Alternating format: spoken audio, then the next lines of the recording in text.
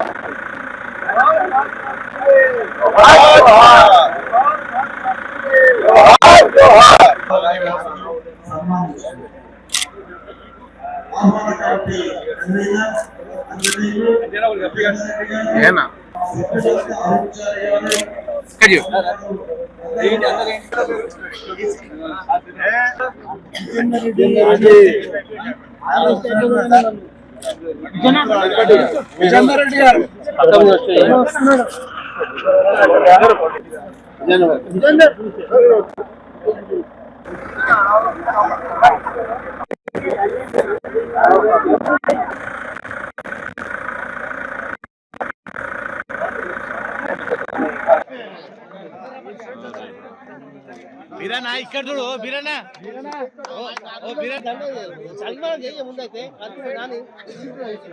హోలీ వర్ధంతి సందర్భంగా ఈరోజు ఇక్కడ ముందే జరుపుకున్నటువంటి సందర్భం. మరి కార్యక్రమానికి అన్న మరి ఆహ్వానించడం, మరి కొన్న ధీరణ కానీ ఈ వార్డుకి సంబంధించిన గొల్ల ఆంజనేయులు గారు కానీ ఈ వార్డు పెద్దలందరికీ హృదయపూర్వకంగా నమస్కారాలు. ఇప్పుడే అనంత సార్ చెప్పినారు, ఈ వార్డులో చాలా సమస్యలు ఉన్నాయి, అపరిష్కృతంగా ఉన్న సమస్యలు మీరు చేయాలని చెప్పినారు. మరి గతంలో కూడా ఎస్డిఎఫ్ ద్వారా ఈ గల్లీకి ₹1 కోటి పెట్టడం జరిగింది. టెండర్ అయిపోయిన తర్వాత మరి ప్రభుత్వం మారి క్యాన్సిల్ చేయించడం జరిగింది.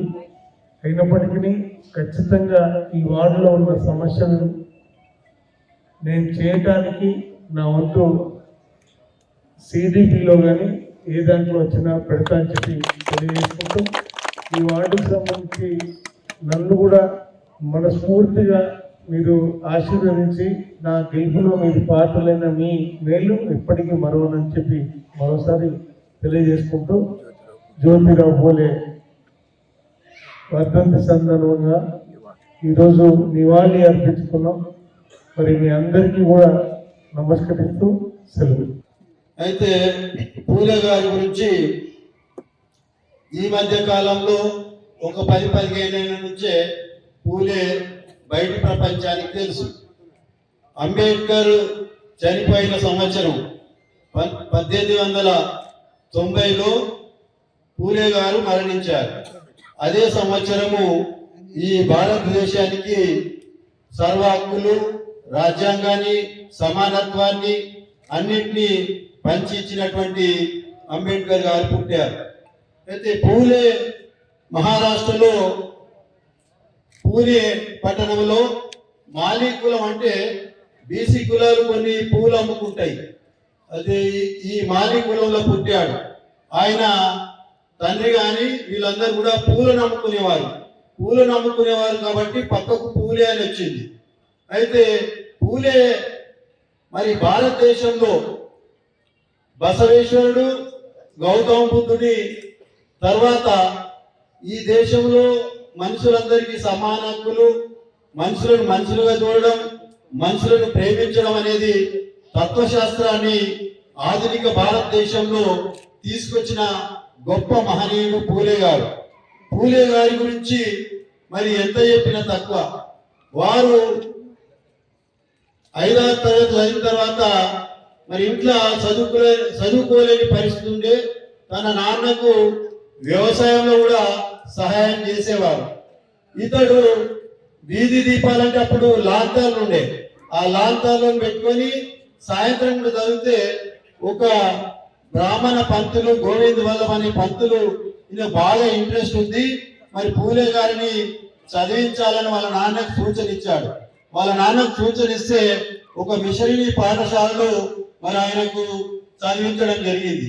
ఆయన మరి తర్వాత ఏట వాళ్ళ తండ్రి గారు మరణించడం జరిగింది. అది ఎన్నో ఇబ్బందులు ఎదుర్కొన్నారు. ఆయనకు 13వ ఏటనే పెళ్లి చేసుకున్నాడు 9 ఏళ్ల సావిత్రిబాయి పూలేను. సావిత్రిబాయికి ఒక అక్షరం కూడా రాదు, కానీ మరి తాను ఏం చేశాడంటే ఆమెకు పలకబట్టి బల్పం ఇచ్చి ఆలు దిద్దించి పుస్తకాలు చదివించి ఒక టీచర్ గా తీర్చిదిద్దడం జరిగింది.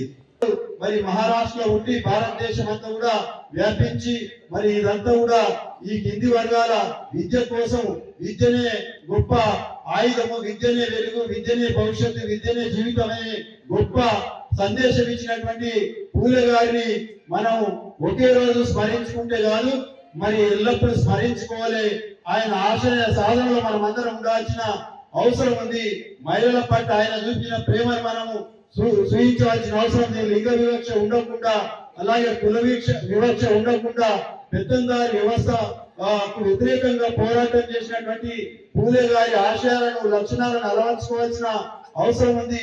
మనిషి అనేది తాత్వికత్వంలో కానీ ఆధ్యాత్మిక విషయంలో కానీ మనిషి పుట్టినవాడు గిట్టక తప్పదు.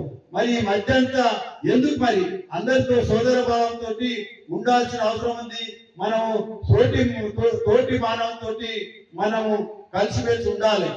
అనంతయ్య సార్ గారు, వీరయ్య యాదవ్ గారు, ఇక్కడ గల్లి పెద్దలు, ఎమ్మెల్యే గారు, శాసనసభ సంఘానికి వచ్చినందుకు నా నమస్కారం.